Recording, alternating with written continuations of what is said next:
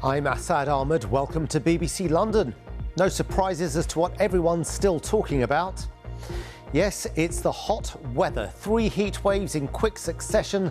So we look at what plans are being put in place to make sure London can cope in the future.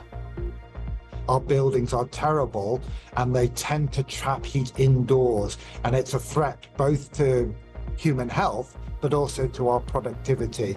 And the hot weather's causing problems too. I'm in East London, where firefighters have been tackling a large grass fire all afternoon, and it's one of many they've dealt with during this recent period of hot weather. Yeah, more on that shortly. Also on the programme this evening, 20 years on from the London bombings, we hear from some of London's Muslim communities on the impact the subsequent backlash had on them. The music festival season is here. We have a roundup of events taking place this weekend. And I'm in love with the shape of you. We push and pull like yeah, that's Ed Sheeran. He talks exclusively to BBC London about discovering his creativity in art and how it's raising money to help others.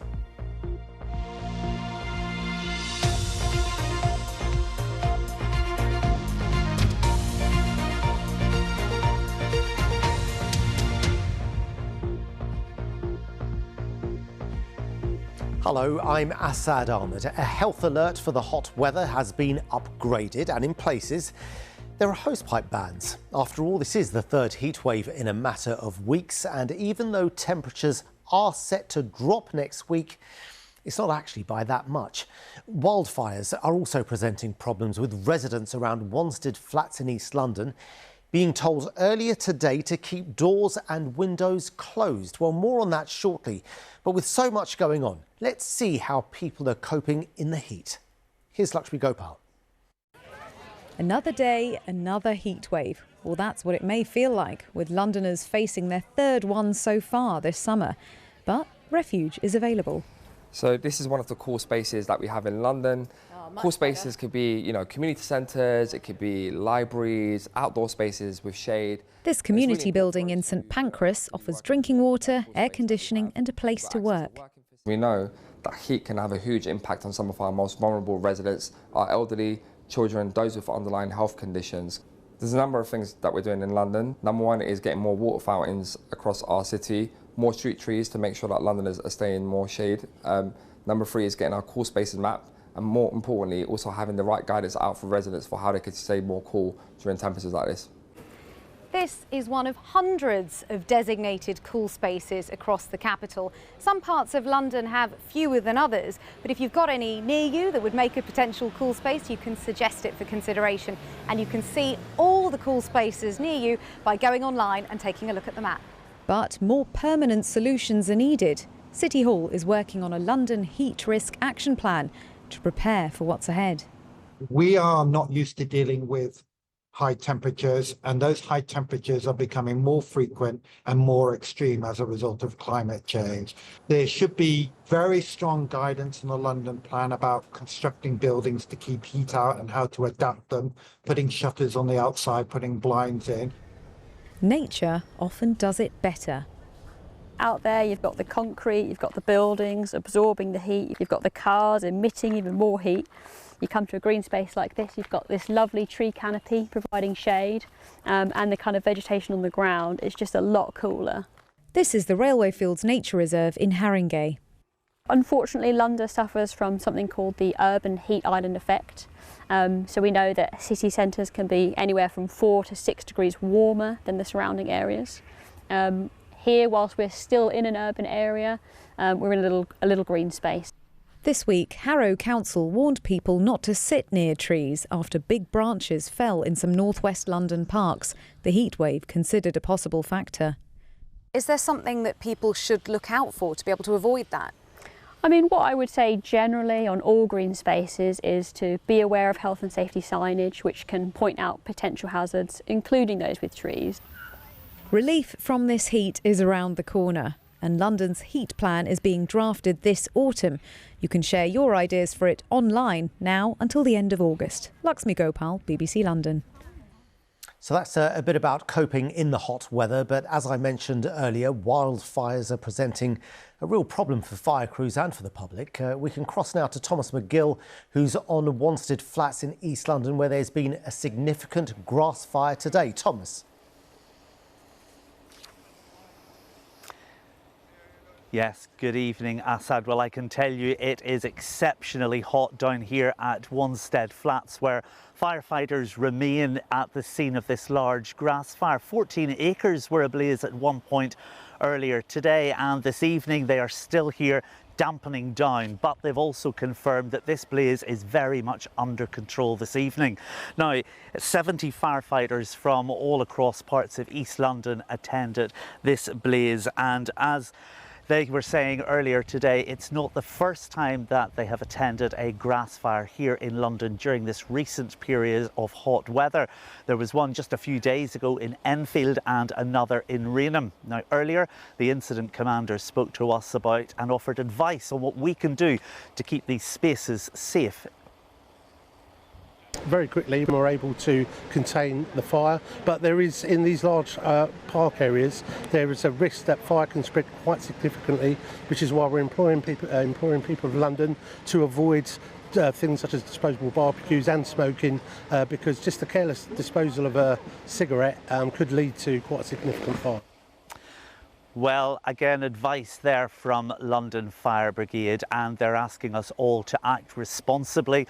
Parks like this all across London are going to be exceptionally busy over the next couple of days as the temperature doesn't show any signs of reducing. And they've also said that what's most important is that we take responsibility for our rubbish, put cigarettes out properly and correctly, and avoid those disposable barbecues if you do intend to come to a park. They also remind us that many local authorities here in London have actually banned those disposable barbecues from their parks as well.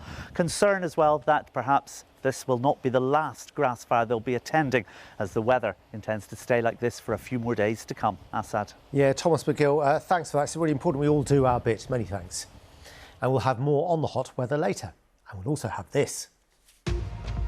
We have an exclusive interview with Ed Sheeran, who tells us all about his latest passion project.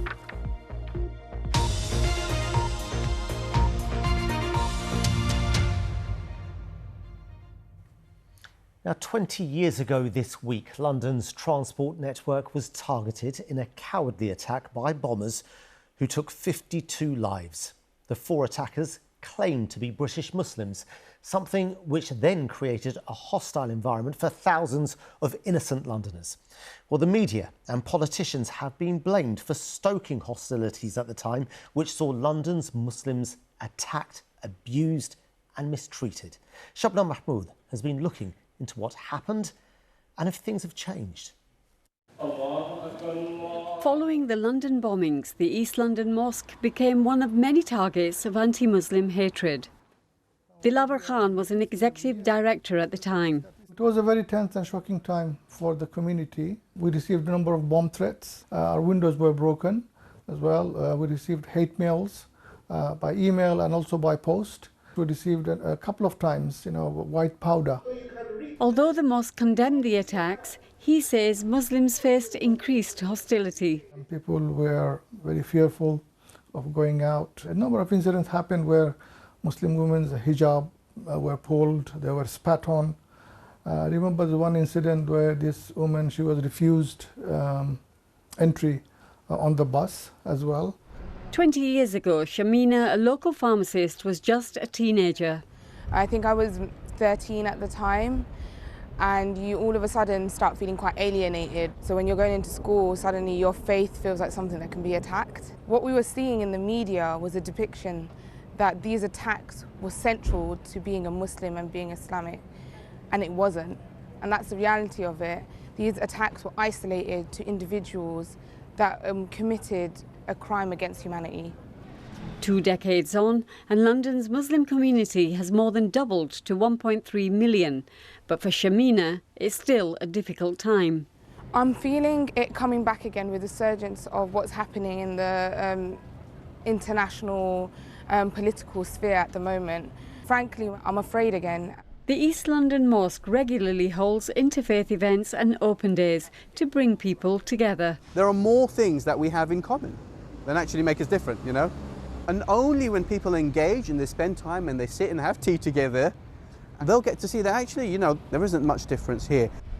The 7/7 bombings had a profound effect on Muslim communities in London, and while progress has been made in building understanding, it's clear that many challenges still remain. Shablan Mahmood reporting there, and staying with the 7th of July bombings now, because we learned a short time ago that the Metropolitan Police Commissioner at the time of those attacks has died. Lord Ian Blair, as he became known after he stepped down as Commissioner, was 72 years old. Sean Dilley is with me. And Lord Blair, Sean, controversial figure, I think it's fair to say. Well, in policing, certainly. I mean, he joined in the Soho area in 1974 when they gave him a truncheon and a pocketbook and even a cape to wear around, if you can picture that old-fashioned uniform. But as he progressed through the ranks, mostly within the Met, but he also went to Thames Valley for a time. When he was at the top, he controversially changed the logo of the Metropolitan Police, being criticised for spending tens of thousands of pounds. He reformed the way the Metropolitan Police Service operates in the light of the Stephen Lawrence case from the 90s. And so he was seen as a controversial character, but no more so because he did lead the Met through the 7/7 bombings. There was nothing like that in the landscape of policing before. He changed the way that worked. He later was prosecuted, not personally, but in the Office of Commissioner for health and safety failings over the shooting of John Charles de Menezes, who was mistakenly shot by police officers who, we must remember, thought they were shooting a suicide bomber, incorrectly as it turns out. And I know, Sean, that you met him on several occasions. Yeah, I did. I mean, obviously, because he was so criticised and, you know, he did have that command presence that every commissioner that I've met has. Actually, you know, he walks into a room, he owns that room. But what I would say is he did want to say, if you believe the media, if you believed even some police officers, he said, I'd have more personalities than the Boston Strangler. But he was quite personable. He was a copper's copper. He was informed in any of the discussions that I'd had at any point. He was getting whispers in his ear about an operation the flying squad had been up to in other counties around the country. So he's a man people will remember mostly for those 7/7 bombings, but then being forced to resign essentially by Boris Johnson as London mayor, who said he really didn't have confidence in him. So he went after 3 years, but we remember him so much because he was very much a giant in policing. Like him or loathe him, people remember him. No, very much. Sean Dilley, thanks very much for those words on Lord Ian Blair, who's died at the age of 72. Many thanks. Let's now take a look at some other news making the headlines today. Detectives have named the victim of a fatal stabbing outside a hotel in Knightsbridge on Wednesday night. 24-year-old Blue Stevens died at the scene. No arrests have yet been made. A 4-mile stretch of the M3 in Surrey will close tonight until Monday, so a footbridge can be installed. National Highways says the stretch will reopen by 6 a.m. on Monday morning. Drivers are being urged to plan their journeys. Heathrow Airport has said that it wants to raise passenger landing charges as part of its investment plan. Heathrow wants to set passenger charges at an average of just over £33. That's compared to its current charge of £28. British Airways has called the proposed rise excessive. Now, at this point, we're heading to Wimbledon, but instead of going straight in to talk to our sports reporter Chris Legg about tennis, I want to draw your attention and his attention too to some breaking news about Crystal Palace, who won the FA Cup in May. It meant they qualified for the Europa League, which they were very excited about, I have to tell you. But there's been a blow today from the governing body. Chris, what can you tell us about that? Yeah, this is going to cause a lot of upset to Crystal Palace fans, even though the news has been expected for the last couple of days. Those amazing scenes when they upset the odds to beat Manchester City and win the FA Cup, the first trophy in their history, the first European qualification in their history through to the Europa League. But no, UEFA has said today they'll be demoted to the Conference League. That's because the American businessman John Textor has a stake in Crystal Palace and a majority stake in the French club Lyon, who also qualified for the Europa League. That's called multi-club ownership, and where it happens, UEFA says you can't have two teams in the same competition. Only the team that finished highest in its league will get that place, and that was Lyon. They finished 6th. Crystal Palace finished 12th. Now, for weeks, Crystal Palace have been arguing that John Textor has no influence in the club despite that stake, and John Textor himself has agreed with that argument. UEFA says today it doesn't. The consolation is the Conference League will still be Crystal Palace's first season in Europe. Chelsea won it in May, West Ham won it 2 years ago. Crystal Palace will have a really good chance of winning it, but they would say they would have had a good chance of winning the Europa League. And that, of course, brings with it that huge prize of Champions League qualification that is now denied to them. They've got one last chance. They could go to the Court of Arbitration for Sport, and this evening it seems highly likely that they will. Yeah, I'm sure they'll put up quite a fight. Chris, thanks for that on football. But let's talk tennis. You are at Wimbledon. A big day tomorrow for a young man from Surrey. Yeah, Greg Slade, 23-year-old from Dorking. He's into his first Grand Slam final in the wheelchair quads doubles with his teammate Donald Ramparty from South Africa. Yesterday they came through a gruelling three-setter in the quads doubles. Now the quads is for wheelchair athletes who don't have disabilities just in their lower limbs but also in at least one upper limb. Now they've got a really tough task tomorrow because they're going to be taking on the number 1 seeds. But for Greg Slade, he seems like a man who's still taking it all in. I never started playing wheelchair tennis to get to this point. It was just a hobby. It was just a passion. And I think part of why I've enjoyed my career so much up to this point is that it's snowballed very naturally. You know, it's been my decision to progress and my decision to keep pushing forward, obviously with a fantastic support from the LTA, my friends and family. So, yeah, this is just another one of those boxes that I've ticked, but I hope there's many boxes left to tick, so I hope I can tick a few more this week. He was speaking there before his singles semi-final. Unfortunately, he didn't make it through his singles semi-final, but he's got that doubles final to look forward to. We wish him and Donald Ramparty all the best tomorrow. Yeah, quite right, Chris. Good luck to them and many thanks for that update.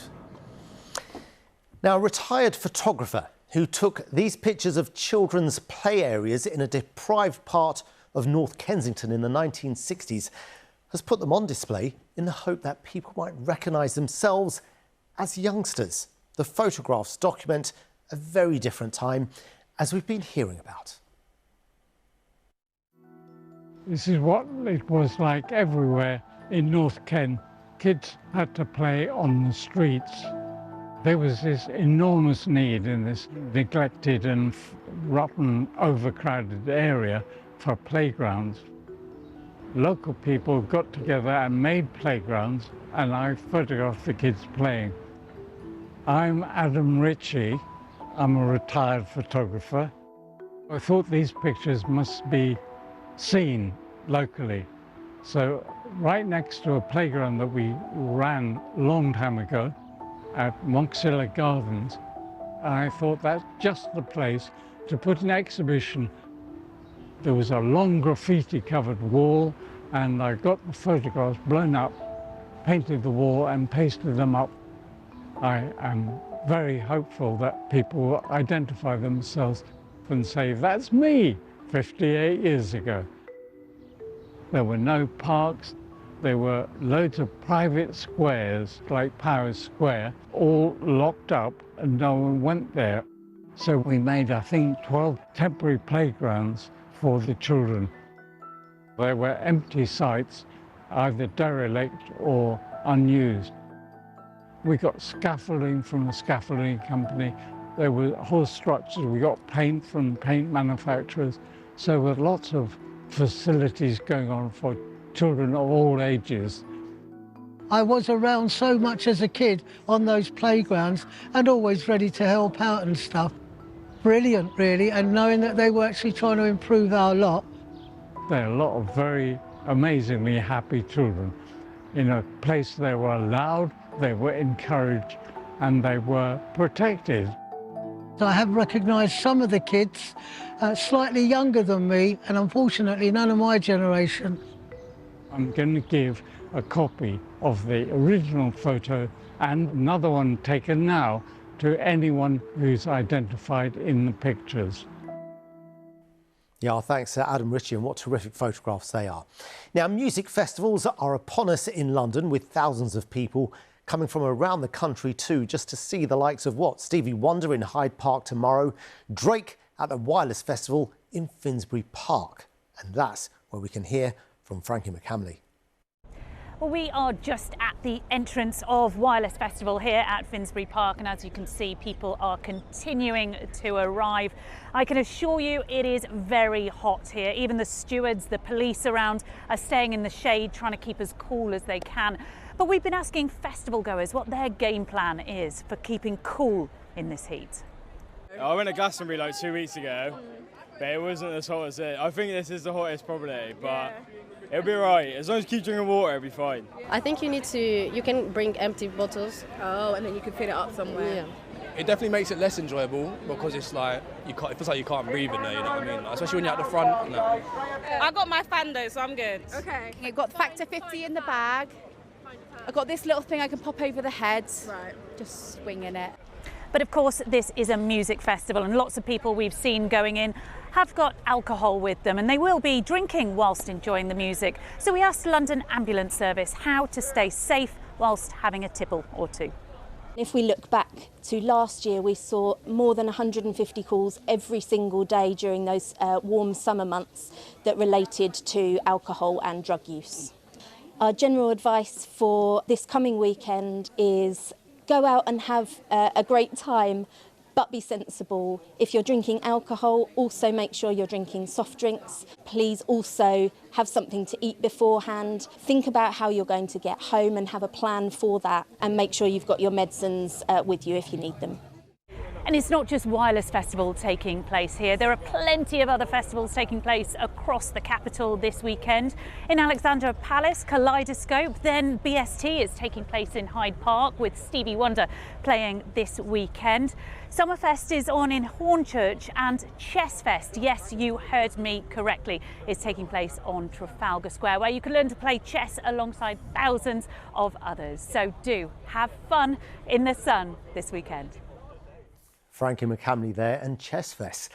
Now I think it's that time of the programme for a bit of Ed Sheeran, because the pop megastar has revealed a creative side of him that few people knew about. He discovered it a few years ago after taking a break from music and picking up a paintbrush. Money from his artwork goes to charity, and it's on show in Soho. That's where Michael Mackenzie had an exclusive chat with Ed.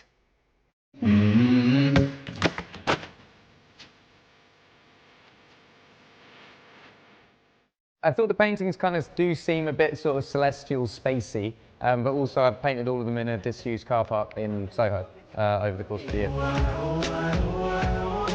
He's the British musician that has sold over 160 million albums worldwide. But back in 2019, Ed Sheeran picked up a paintbrush and is now ready to reveal his artworks in a brand new exhibition at the Henny Gallery in London.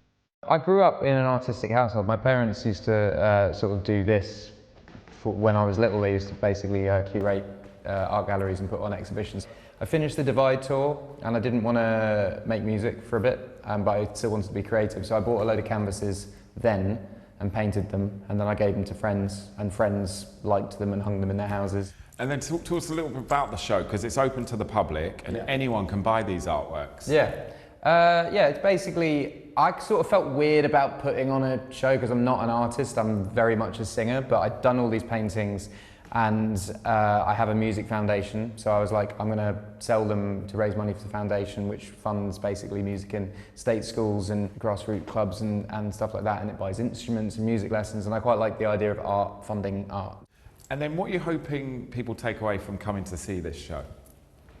I hope people see it and go, oh, I want to give that a go, that looks fun, because, you know, regardless of the end product, how I felt doing them made me feel great. Like it felt really fun and freeing to just be creative. And I think it's the same with music. When I go into the studio every morning, my phrase is dare to suck. Like, it might suck, but it might not, and you should just always dare to suck. And I feel like these paintings are daring to suck. And I think that, I hope people come in here and go, that looks fun, I'm going to try that at home.